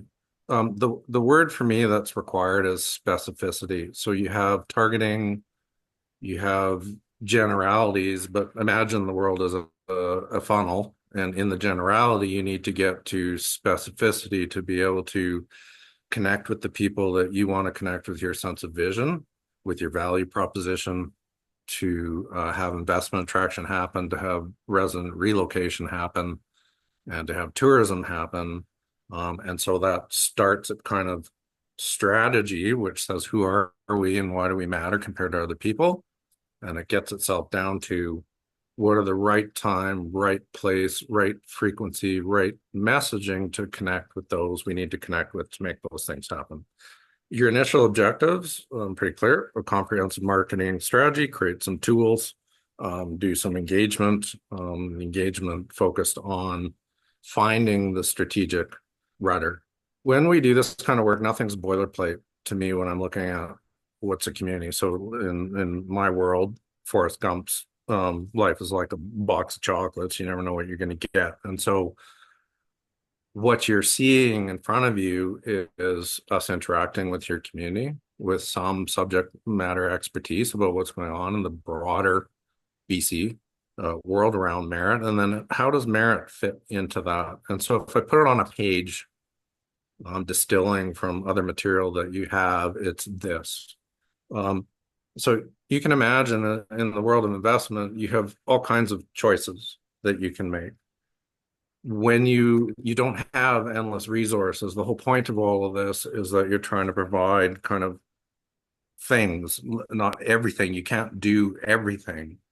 You can do some things in context of your resources. So where do you focus your resources? And they should be focused on the best potential return on investment of your time and energy. Metro Vancouver really is struggling. I read a lot of material around industrial land. You can see, cap on land area between 2035 and 2047. effective supply reached not so long from now. Those are omnipresent issues. And when you are constrained like that, the pressure wants to explore other opportunity spaces. It is natural to say, why industrial? Maybe we should focus on, commercial or downtown or other things, or be kind of a soup to nuts something for everybody. But the other reality about industrial development is it really is kind of a prosperity generator. So first of all, it is a Metro Vancouver pain point, which means people are willing to listen. But by sectors, transportation, warehousing, logistics, manufacturing, that tends to be what industrial activity is. Throw in a bit of industrial services, a little bit of professional services, etc. It has higher income. For example, in my recent work in the town of Comox, it's 12% higher than the average within the town of Comox. It has higher employment spending multipliers. What does that mean? That means for every job created in industrial or employment land uses, if you want to soften that word, it's generating more additional stuff that is needed to support that job than other sectors of the economy. The other key feature of industrial land is exporting activity is the prosperity generator in any municipality, no matter how big or small, and retail and services doesn't exist without kind of a beating heart of that kind of externalization of prosperity and wealth generation. It is not to diminish retail and services. It is just to say that it's kind of like a yin and a yang. They ultimately work together. You need it, but if you had no industry whatsoever, your retail and services would struggle. That said, you are a stop on the Coquihalla Highway. We get that. Your population's been flat for 5 years, and so, when you put that on the board, you kind of look at how do we break out of that kind of cycle, and employment or industrial lands are catalytic for that. The key insight again is if Metro Vancouver is butting up against key challenges, Merritt does happen to be, it's a stretch because people, if you ask a typical Metro Vancouver person or a business person or an investor or Invest Vancouver, is Merritt something that they would naturally consider? The answer will be no, but that doesn't mean that you can't influence that. We'll talk about that in a minute, because you do have value proposition. And so this is a functional value proposition. You are within the 3-hour kind of holy grail of location to a port, of which, you've seen the announcement from federal Liberals today. The Port of Montreal is on that list. There will be another list by Grey Cup. I'm told ports are key if in a world where we are looking to establish new and different kinds of relationships. And so it's a stretch, but you are in a functional window related to a primary form of activity. Again, air cargo, 3 hours, you're an hour and a half to really the heart of Metro Vancouver. So I don't consider, and this is really important when I say win-win for BC in the bottom, I don't consider what you're doing to be thieving from Metro Vancouver. I want you to consider that BC is an economic region, that Vancouver Metro is an economic region. Merritt can and should be an extension of a Vancouver Metro region, and there is a sum that is greater than the parts in all of that. As a matter of, and again, when you have to look at how do people view, say, a Merritt or opportunity spaces, it's called corporate site selection when it comes to industrial lands, and it changes a little bit over time. Canada's terrible at tracking this kind of stuff. These are US things, but they generally track the way it works in Canada. And so what's key here is take a look at Merritt there on the left and how we start to work on value proposition. Those reds, current land availability, shovel ready land availability, available buildings, are challenge areas for Merritt. Your costs, and yes, we have to do more detailed work when we get to things like a website and investment guide, but I just know that they will be significantly less than Vancouver Metro. You do have multi-highway transportation access. You do have quality of life that needs to be specifically defined as specific things you do as matters of outdoor adventure. And you do have affordable living. Now, I know you've just listened to a whole report on housing and affordability and all those kinds of issues, but affordable is always relative. And the reality is, if I'm moving out of city of Vancouver, where the average single family dwelling is 2.67 million based on BC stats, and the tracking municipalities, Merritt 445, Kamloops 694, Kelowna 1 million, Hope 626, BC 804. Merritt comparatively is affordable. Yes, it's a relative term. But that said, and you know it from kind of Merritt dynamic, and I've seen it where people sell out of the Toronto, the Calgary, the Vancouver, and even the Kelowna markets, and they're moving to alternative locations that are more cost friendly. That's why Radium Hot Springs grew by 71% in the last census period.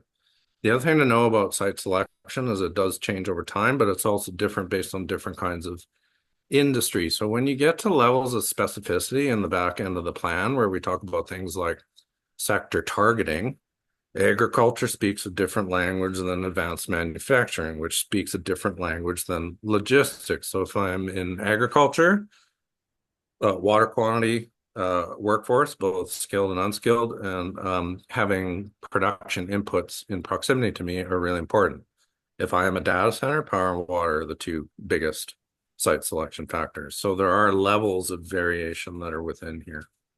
Land is the big investment enabler for you. At the same time, it's also kind of a bit of a functional gap for you where we need to build some bridges that help you out. So here's what you are. You are 220 acres, you greenfield at 85, redevelopment at 135. There's a number of considerations, and I've worked with all of these in the industrial space, from infill to sector targeting to brownfield redevelopment in places like Canal Flats where I've worked. There's a lot of considerations here. It's complex. But here's what I would pose to you. What if we could generate 5 times your current industrial jobs? I've looked at your numbers at generation of half Merritt's current budget revenue. I think it's a provocative potential, and I do think that anything is possible. It is a matter of time. And so the other thing about this kind of space is patience. This is generational investment in altering trajectory of a place like the city of Merritt and legacy building, using something that you have, but isn't a kind of A to Z sitting there shovel ready and presenting itself to the world saying, hey, I'm Merritt and we're the natural outgrowth of Metro Vancouver. You should be here on 220 acres of shovel ready land. You're not there yet. And so again, ran some simple numbers, and I'll leave this. This slide wasn't sent to you. Some work that I was doing today, just running some numbers, because I think potentials for impact are important. I'm using typical market numbers and reasonably conservative numbers based on sourcing other sources. And you can see it's significant. I will note over on the left, downtowns are generate about 10 times the employment density of industrial lands, but I want you to think not in terms of direct employment. I want you to think of the multiplier effects of industrial employment. They really do move families around, for example, at 2.1 or 2.2 people per household. That said, downtowns remain important, and I'll explain that in a minute. And so when we kind of boil that down into sector targeting, you can see that your OCP talks about 8 areas of interest. Your economic development strategy talks about 4. They're bolded. What I've done here is a key consideration for you is what types of industrial employment opportunity, what kind of typology. There's a whole range of typology, from business parks to tech parks to light industry to there's even a strong trend, which means there's uptake in the market and therefore stickiness with not just leasing, but ownership, strata condos in the industrial space. And so the people and the dollars are areas where the people part is I'm generating higher numbers of employment per acre because industry is not monolithic.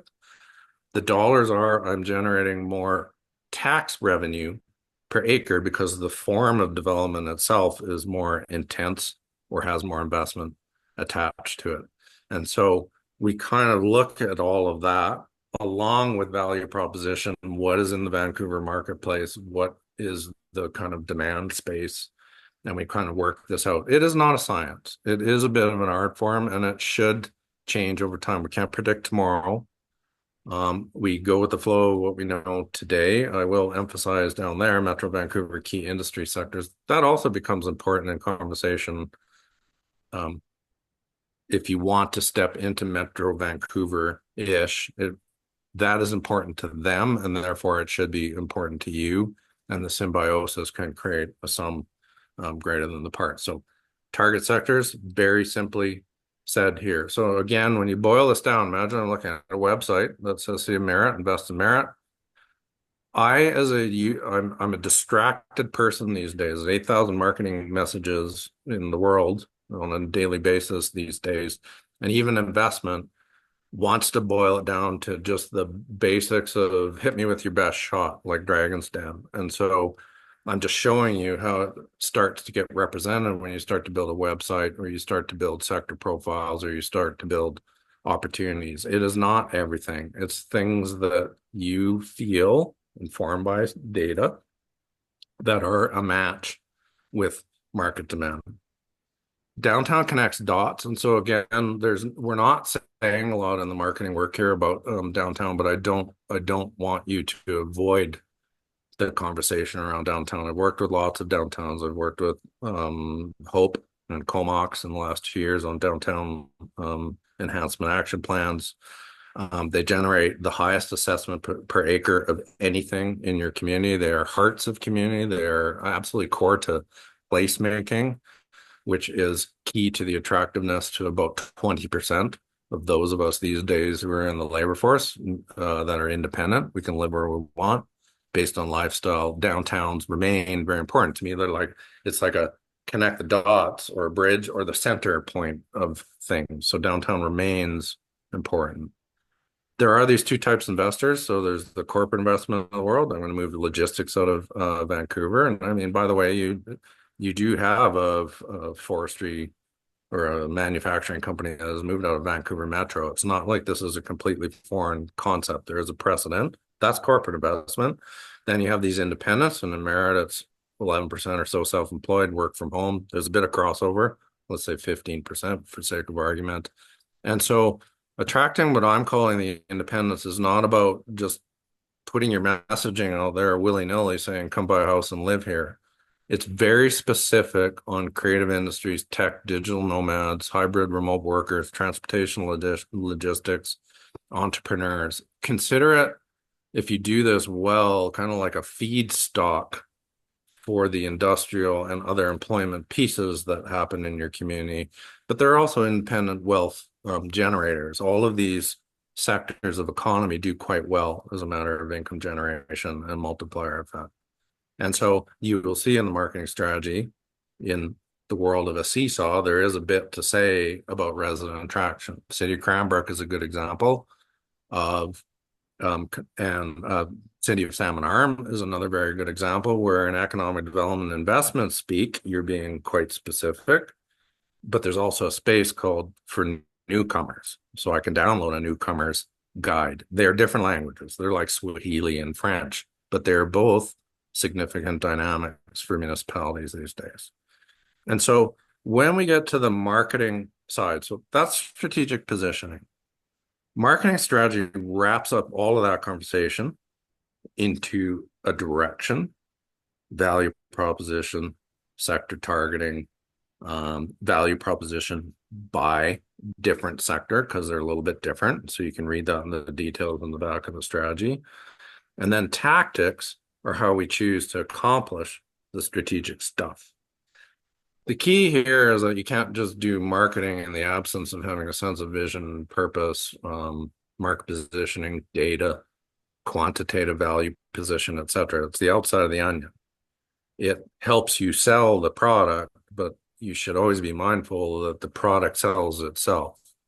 And so we'll get to a bit of conversation about investment kind of enabling versus friendly, but product is everything from fixing potholes and investment reinvestment funding or asset reinvestment funding to vision. People do pick up on that or not. They want to be parts of the communities that are vibrant and feel like they're going somewhere, to the way you're expressing in economic development terms. On the outside of that is marketing. This is just to show you the marketing world is a dog's breakfast of 8 billion ways to do things. And so the key is over there on the left: right time, right place, right frequency, things that connect with those you need to connect with.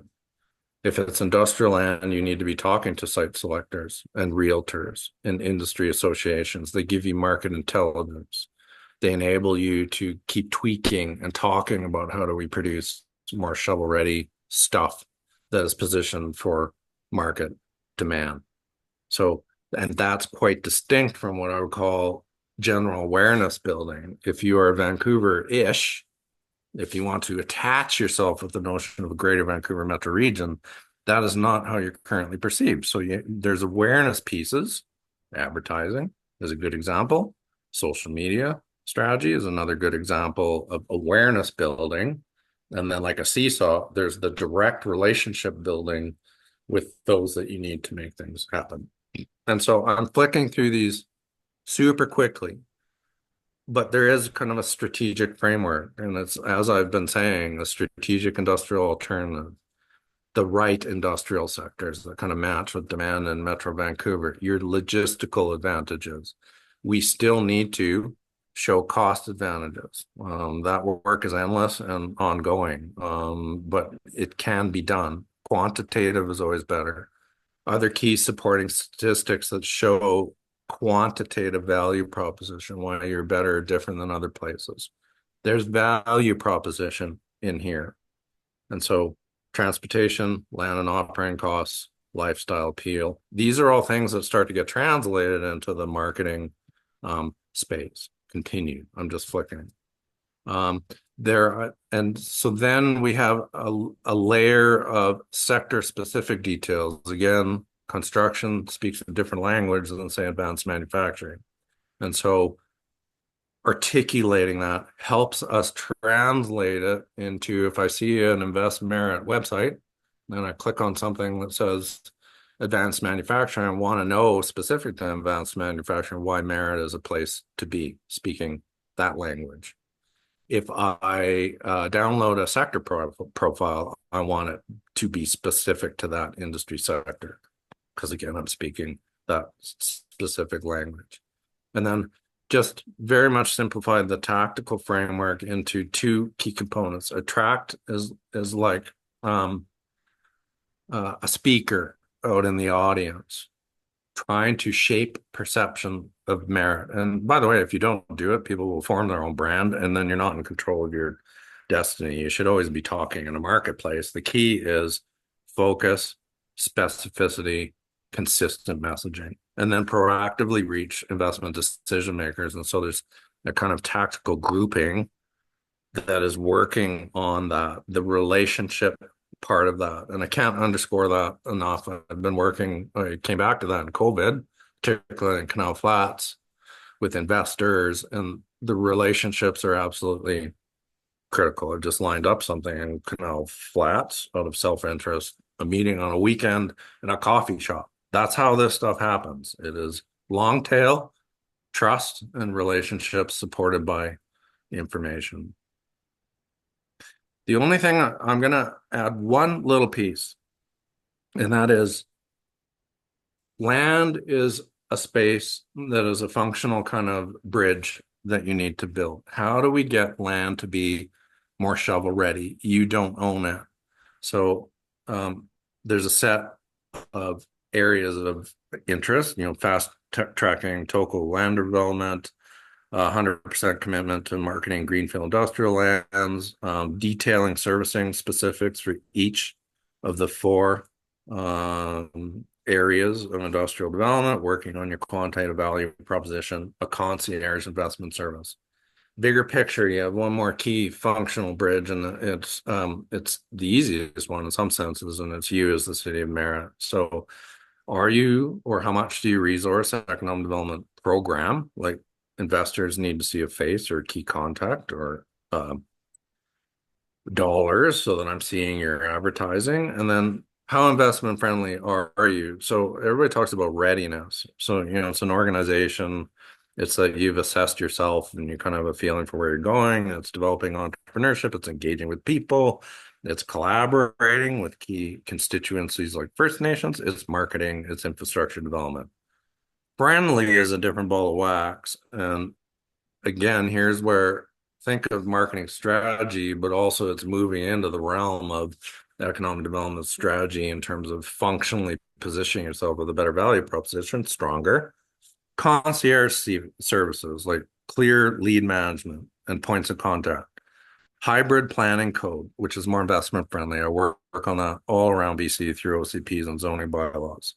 Attitudinal is a matter of communications and pathways to yes. Fast track permitting, quantitative value propositions, community development vision, external marketing, economic development in your council strategic plan. These are all things that are important to nurturing the relationships that you need to realize big picture, longer term success. And so with that, I'm going to go to Corey.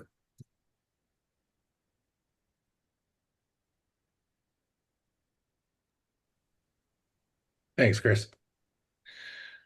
Okay, so armed with this research and with the knowledge of what to say, so in terms of broad stroke value propositions, your combination of location, your land abundance and affordability, and the availability of local talent, and the knowledge of who we need to say it to, so specifically industry and business relocating from the coast due to rising cost and lowering space purposes, we now need to determine how to communicate all of these reasons why Merritt essentially holds merit as a community worthy of investment attention in an emotionally impactful way.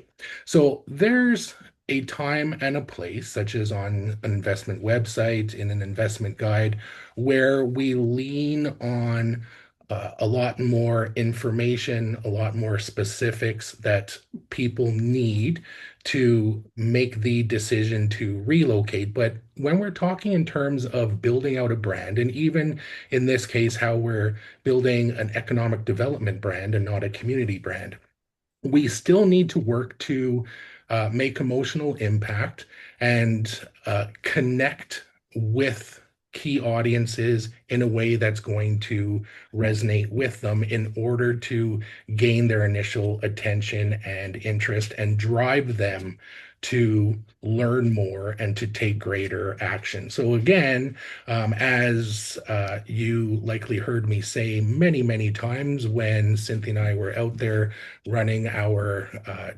discovery sessions with you, you need to connect with brand before you can direct through marketing. Chris, if you want to change the next slide. So we begin to shape and target these value propositions of land abundance and affordability, your local talent, your location, and present them in the context of marketing strategy and tactics within the enterprise and resident attraction marketing plan, which was submitted to you. The spirit of brand, you'll also see, also begins to take shape in this as we expose the beating heart of brand and tell the story of not just who we are, but who we can work to become. And we do this through powerful messaging and visuals used to resonate again with our key audiences. Next slide. We then work to tailor our communications through a targeted ad campaign, and you could see the full campaign within the document that was submitted, where this notion of outvantage, so tying into this Vancouver-ish or a greater Vancouver that Chris was alluding to. So outvantage and variations of promotes investment attraction and we also explore the term Sun Fun and variations of that, which serves resident attraction as an extension of the city's Flourish Under the Sun community brand. Okay, so even though this economic development brand is separate from the community brand, we still want to have that familiarity. We still want to create a brand that works to support what you've already built in the community vision. And so here we showcase that Merritt offers all of the space and financial freedom a business needs to truly stretch its legs and its profitability under one of the hottest and brightest sun fun spots in the province. Next. We also invite and encourage audiences to hit new highs in low business costs and to measure our worth as a natural Van City alternative where business costs are lower and the sky is the limit for the growth of enterprise and pleasure. And so you could see how we're starting to then tailor and communicate these value propositions in a way that's going to resonate with our key audiences and get them interested in learning more, things that are of value to them. We also urge people to invest Merritt under the sun-kissed mountains as our investment logo implies in its execution. So we want to capture the attention, the hearts and minds of our core audiences. We want to get them interested. We want to drive them to an Invest Merritt website to learn more and to download necessary documents for more information. Next.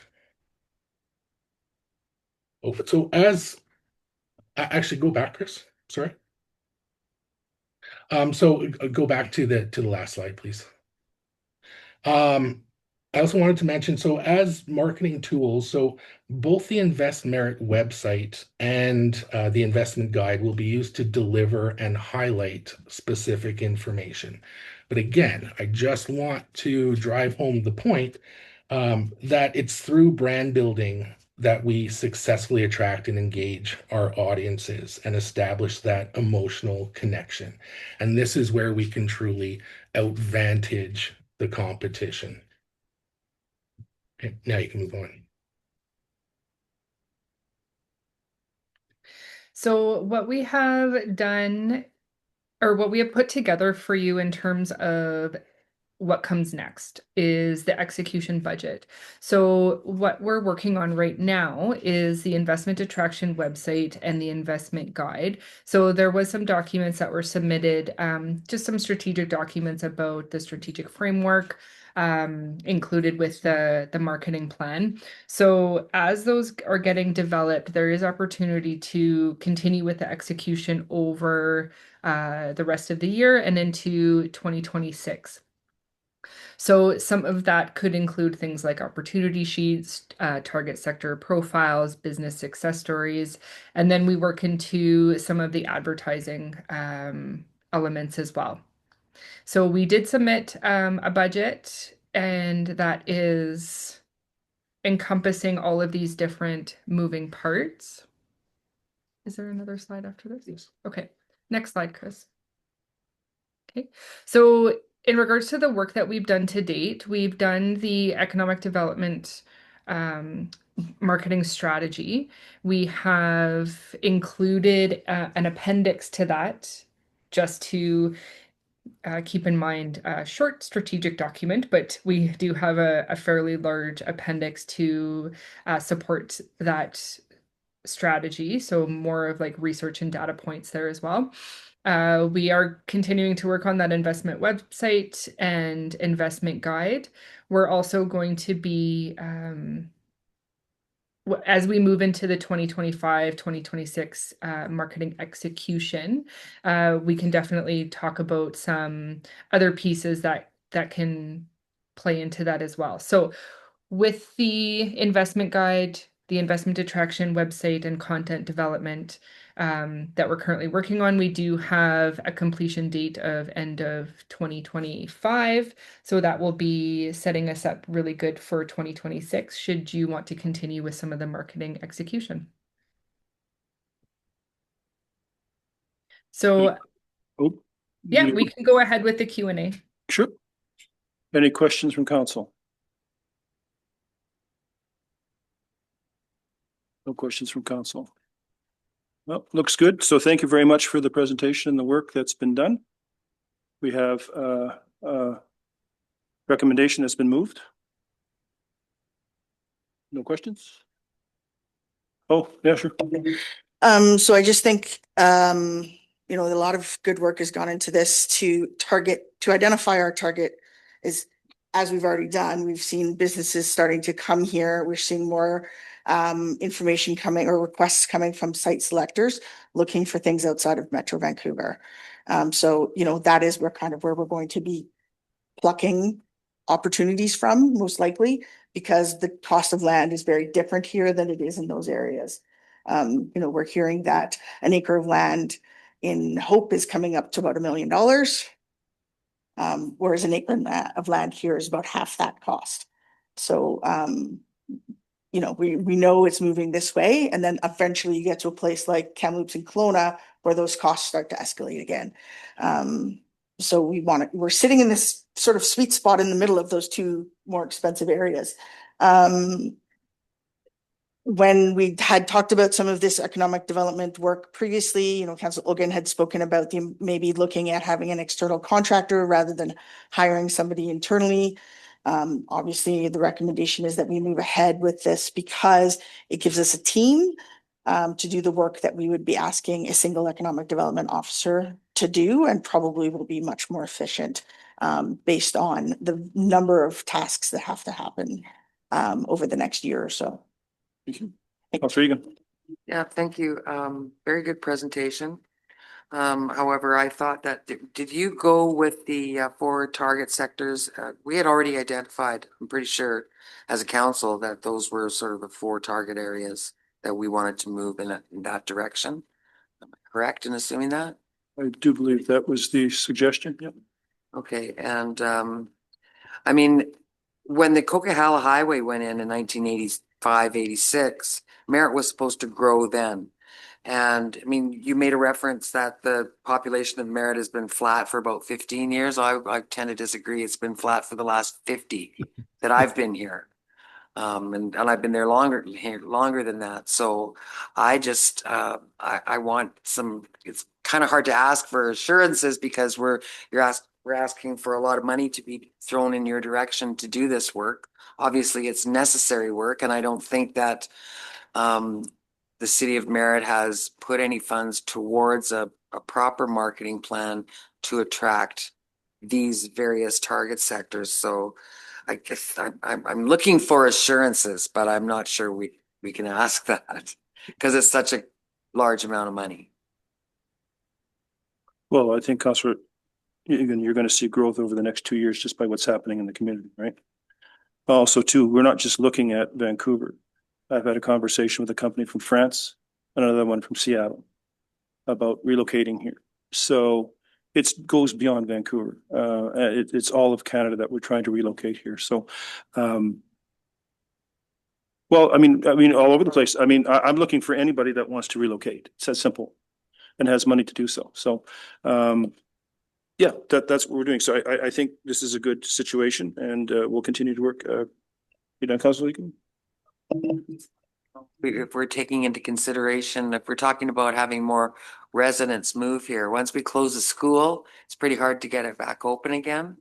So I'm wondering if that is being considered as well. Well, I don't think this marketing group is that's our job as council. I spoke at the meeting that was in Princeton last night. I let them know that they need to contact us and start working with us, get our numbers, CROCP, and because their numbers for me are not correct. Numbers are not jiving. They don't make any sense. Okay, well, we're being constantly told we need another ball diamond, another soccer field, another lacrosse. We got kids that are waiting in line to play soccer. If there's this many kids in this community, how come they're not going to school?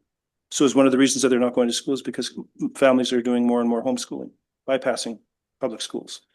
So this is a 12 to 14-month process that's about to happen. I've asked the school board to put it off one more year, let Merritt get all of the businesses that are relocating done, and then redo the numbers.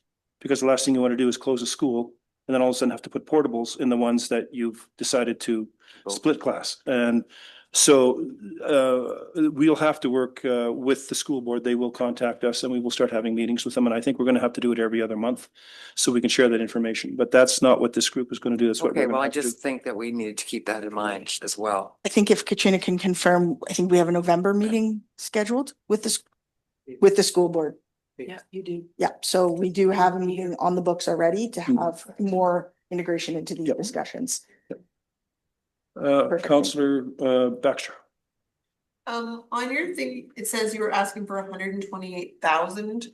On here, it says 130,000. I round up sometimes, Okay. just because incidentals. Councillor Hogan. So thank you for the presentation. I think that it covers part of economic development. I think that economic development is more than that. I do have a few concerns when we are positioned Merritt and we are competing with Metro Vancouver, the Okanagan. We are talking about Kelowna, Kamloops. Talking about affordability, sometimes talking about also if we are going to be talking about affordability, yes, the costs are lower here. But all these centers have larger centers already with strong ecosystems that we don't have. So I think that we have to go beyond affordability to be able to attract all what we want to achieve here. So we have to differentiate Merritt beyond affordability, perhaps by speeding the process of all the permits that they need to get here, the indigenous partnerships that we can create in the area, niche industries that we may have here in the area. So that's a little of the concerns that I have. Also, I feel that it is too optimistic when we are talking about the key performance indicators. Council, are you familiar with the conversion quality? Conversion quality. So this report is saying that we will be doubling websites, but that doesn't mean that those are going to be just inquiries or it's going to be really serious inquiries that people are trying to move here. So we have to understand what is going to be the conversion quality here in these KPIs. So that's a concern that I have here. And I feel that it's great, all these work that needs to be done to attract for business attraction. But what about business retention? What about our existing businesses? This is not covering that part. So what about the existing businesses that want to expand?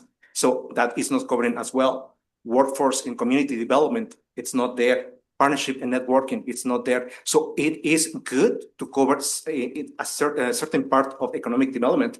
But if you're asking to allocate that money for this specific project, I feel like we will be not focusing on other areas that are also economic development.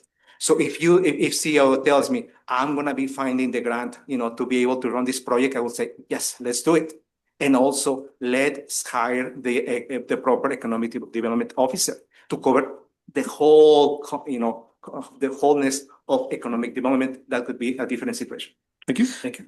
Sorry, can I respond to that? Oh, yeah, go ahead. Thank you. Sorry to interrupt. I just think, well, one, I'm a little bit confused because Councillor Olgren was very specific last time that he thought we should go out to consultant for our economic development projects and all of our economic development work and not hire somebody internally.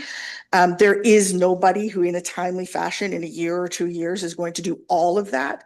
Generally, when we talk about economic development from a municipal perspective, we're talking about bringing in new opportunities. Organizations like chambers of commerce support existing businesses. There are things we can do to also support existing businesses through processes, through expansion, through helping to develop, making sure new buildings can get developed so that your businesses can grow. We're in an unfortunate situation is that we actually don't own land to do that. Other municipalities might have that opportunity, but we don't currently have that opportunity. We have the mayor and I have talked about a couple of places that we're keeping an eye on for the potential of them becoming available, but we don't have the resources to buy that land or develop that land at this point. Ultimately, the breadth of this work, as I think Chris said, this is a generational initiative. This council will definitely not see the benefits of it. The next council may start to see some benefits from it. You know, when my kids are on council, fingers crossed, they'll maybe see the benefits of it. But this is years of hard work. And I think ultimately, when we're drawing in attraction, we're not getting any website hits because we don't have a website to go to. And anything that's on our current websites is inappropriate, ineffective. You know, we get more calls directly to the mayor, who is the chief economic development officer for the city at this point, than we do on our website. So developing those resources and tools has to be our first step. And getting a team, whether it's this team or another team, to be able to integrate that stuff and get it done in this year in the most timely fashion possible, so that we can then start moving our work forward, I think is essential. That doesn't mean we're not going to hire an economic development officer in a year or 2 years, but we don't even have the tools to know what we want to do or to do the things that we need to do at this point. And that's why I think it's important that council invests some funds in getting to that place, because we're never going to have economic development. We're never going to attract business if we don't have the tools and resources to attract businesses, or, you know, those digital nomads, as they call them, or young entrepreneurs who might be coming to a place like this because they can actually afford to potentially buy a house and enjoy the world here. You know, I think about, you know, just putting a kid in minor hockey here versus in Vancouver. You know, those parents are talking about $1,000 for half a season. Somebody told me we're paying $450. You know, so we have a place where people can afford to have lives, and so we have to. If you want the work done, we have to have the investment to do it. And I think actually Ian said that pretty clearly. She didn't think we'd done a lot of investments in the past, so in marketing ourselves. Thank you. Yeah. Councillor Etcher. Well, it's definitely a very interesting presentation, giving all the details. Merritt is close to Vancouver. I mean, out Vancouver, it's a great pitch. I just also am concerned, of course, we have different groups here. I mean, we have our EMO and including encouraging, of course, the tourism and everything. So you kind of want to make sure you're not stepping on toes, the chamber. And so what would we have for reporting check-ins with this contract? Yeah, kind of like a metric check-in. I mean, it looks good, you know, marketing Merritt, bringing in business, encouraging movement to Merritt, affordability, like it. That's good. But we're close to the highway, but what check-ins do we have? Ultimately, the proposal, and Cynthia, you can correct me if I'm a little bit wrong, but I feel like what I received is not about them directly marketing to other to businesses. It's about them helping us to develop the tools to market to those other businesses. Once we have those tools, the investment guides, a proper website, a list of potential businesses that we might be contacting. I think that was one of the things that they identified. You know, video vignettes of the community, all of those opportunity generating tools, ads that we can put out into, you know, Fraser Valley digital signs, into marketing, you know, sector, professional magazines, whatever the case might be. We don't have any of that. And that's what this execution would be. It's not, they're not going out to find us businesses. They're building the tools to help us get to that place. We're not even close to that yet. We have to have those tools in order to be able to do the work that needs to get done to attract new business and new residents. Okay. And that's good, but I also want to just make sure that we're working with our groups like the chamber and, you know, Yeah. TNV. And I think the right? chamber's coming to present to you. They were supposed to be here. They couldn't come. They're coming sometime soon. See, turn this just, yeah. And this isn't a tourism focus. That was very specific that we Okay. were not talking about tourism. We're talking about industry and new residents. Thank you. Councillor Sharney. Thank you for the presentation. It was very good. I'd just like to ask the mayor something. You mentioned that you've had people contacting you from Seattle and France. How have they heard about Merritt? Looking for land. So, Looking for land and the cost of land. Plus, there has been some, a person, you ever see that, one person tells another person tells another. So people who have invested here have talked to other people. They phone you up. I tour them around. I show them property. We find out what they're looking for. They go away. We talk again. I talk to the people who have the land to see if they're interested. But they basically it's from word of mouth at this point. okay. From people who have either invested or are investing here. So I have a couple problems here. The total bill comes to, by the end of 2026, $180,000. That's a considerable amount for the taxpayers to pay. That amounts to 45 new homes with a tax base of approximately $4,000 to pay for that 180,000. And the CAO mentions that we're not going to see the benefits this council, the next council, the previous council, or the one after that. That's a lot of money to be asking our taxpayers today for nothing that they will see for maybe 30 years. And in the past, we've had 2 economic development people, and I don't know what they brought in. The mayor has brought in more than the last 2 economic development people. So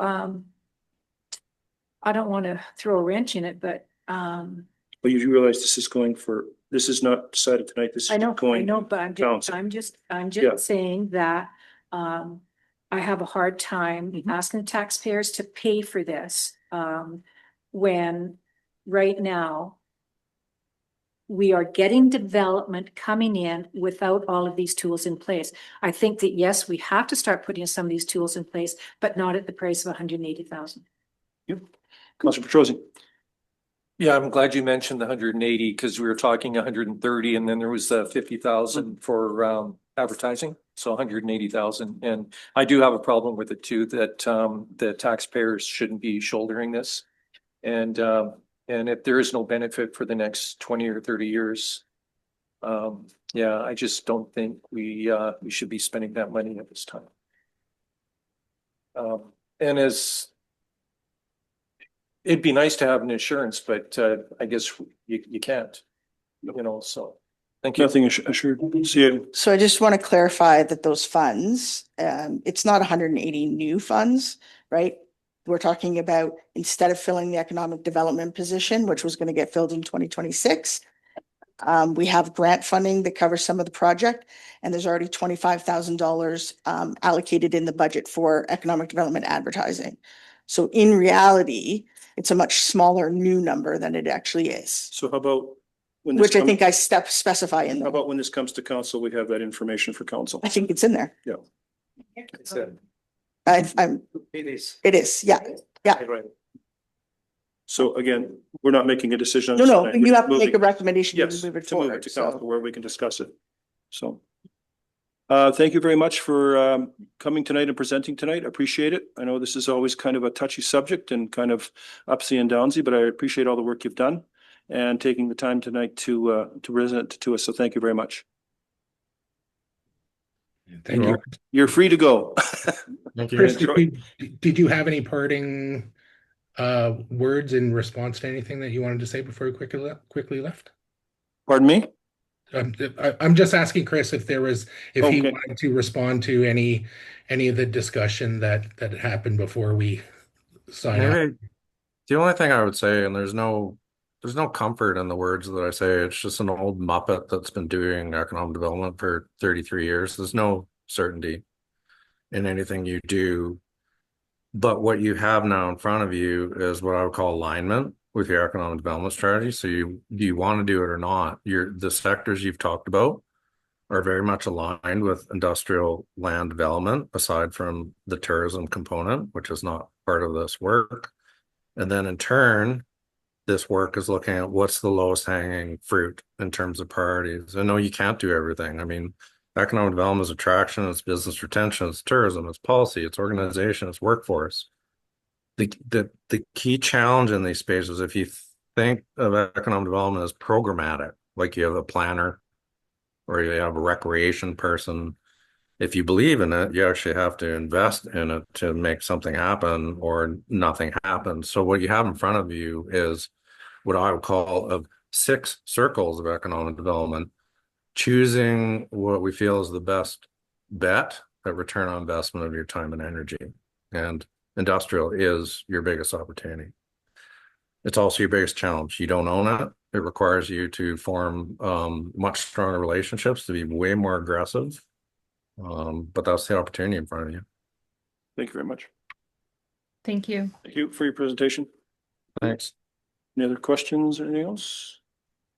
I have a mover for that. Yes.